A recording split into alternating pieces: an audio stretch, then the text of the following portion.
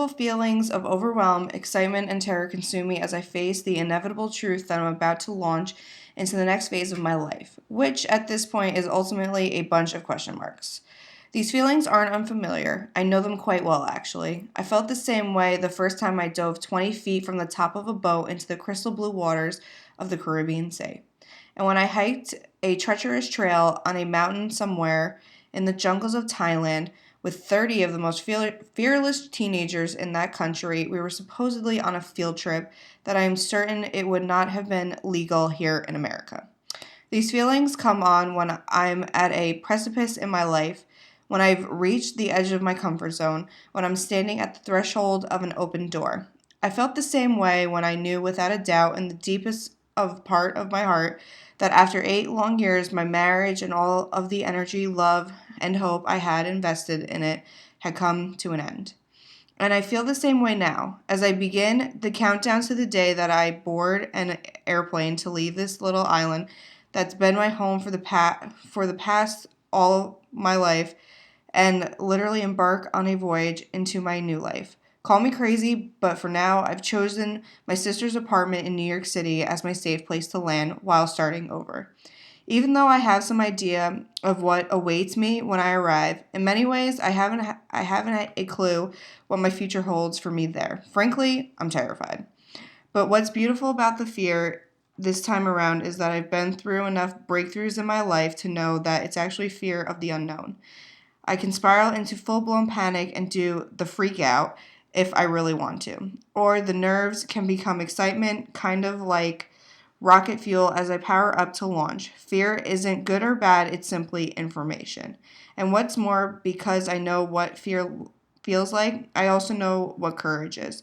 One can't be known without the other, you see.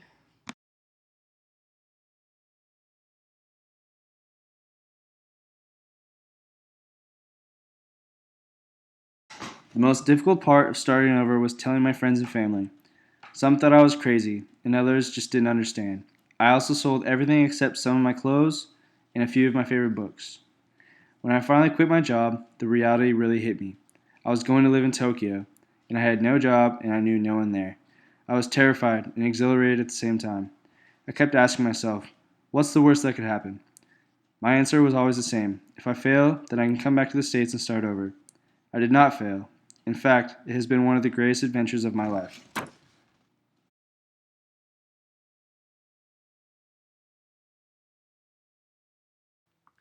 Today, I find myself right in the middle of a complete life do over, and it's not always an easy place to be. After a lot of thinking and deliberating and hard decision making, I'm giving up on trying to be a teacher. Sometimes hard things are good. They're worth pushing through and getting to the other side and saying you learned something. But when you're still in the same place years later, trying to push through the latest in a series of jobs that just isn't the right fit, you realize that sometimes hard things are just hard. When so many others have been supporting me all these years, sending me job postings, praying that I find the right teaching job, it's strange to be continually saying, well, actually, I'm not looking anymore. It sounds like I've given up, but I haven't. Not yet, at least. I'm starting over. If you want to have an interesting conversation, try telling people that you have a bachelor's degree in music education, but you woke up one day and decided to become a web developer. It seems like such a strange conclusion, and it surprised me too. However, I needed something completely new. I needed to be around new people, have new job opportunities, and try to live my life in a new way.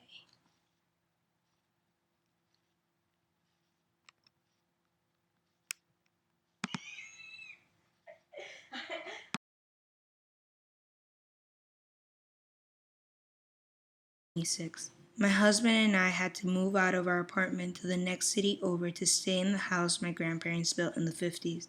I was on a number of medications for back pain and depression. Daily life had become so complicated as a result that I needed uppers to combat the downers, sleeping aids, and an antidepressant. I was miserable. I spent a year slowly tapering the meds and finally checked into a detox facility to get off the last of them. The next year I was was very hard as my body adjusted to being on nothing for the first time in years. I struggled with strange symptoms and syndromes, but nothing was as horrible as being on them was. I learned to breathe and accept.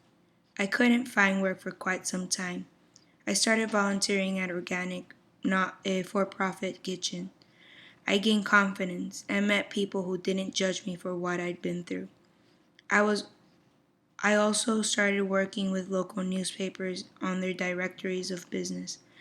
I spent my days taking photographs and interviewing business owners in my community. I got the opportunity to work in my own city on the directory. The editor liked my work so much he gave me a stab at writing freelance articles. A writer my whole life, this was my first published work. I was tickled pink. Now I work for the paper part time and I'm focusing hard on a goal of full time freelance writing. If you would have told me a couple years ago when I was deep in it that I would be learning kettlebell sport, writing for a paper, developing my freelance writing jobs, writing music again, submitting poetry, and completely involved in my local community, I wouldn't have believed you. I had none of these things in the dark times. Starting over was no overnight transformation for me. It was a slow shift. I learned how to breathe instead of popping a pill, and my life grew from there. I know there's a lot of people who are stuck where I was, laid off, maybe on medication, not doing what they came here to do with their lives. Currently, I am pain and depression free, sober, and I'm doing what I've always wanted to do due to a slow, gradual pyramid shift back into my true nature. I man, I made friends and opened my mind to life again.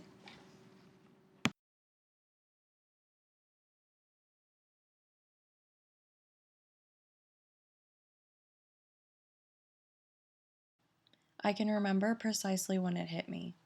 I was staring out the window of my big, empty office, watching an even bigger home go up across the street.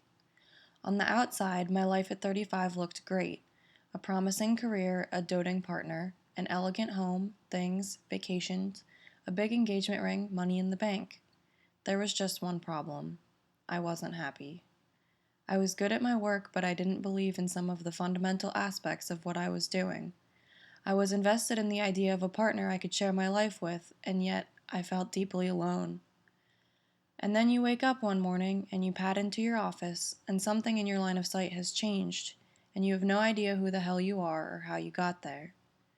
Walking away wasn't the hardest part, though it felt like it at the time. He followed me around the house as I threw my life into boxes. "You can't leave me," he kept saying. Oh, but I could.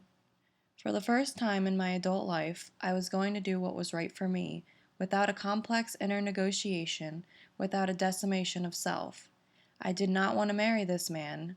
No part of me did.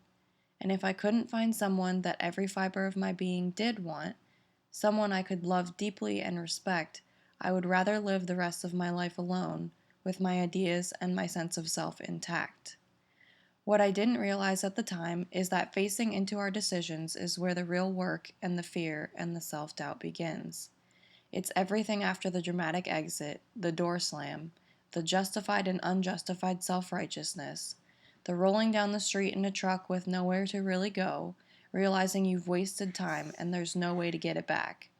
That the reason you don't have the things you wanted, a loving husband, a family, a career that actually makes a dent in the world and will leave something after you're gone, is you, your own shortcomings, and your fear.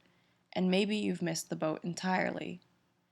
It occurs to me that starting over was letting go, and letting go is a bit like prayer, involuntary and also deliberate. You will get what you ask for, what your energy moves undeniably toward, the most desperately whispered desires of your heart. It's only that the answer might look nothing like you imagined.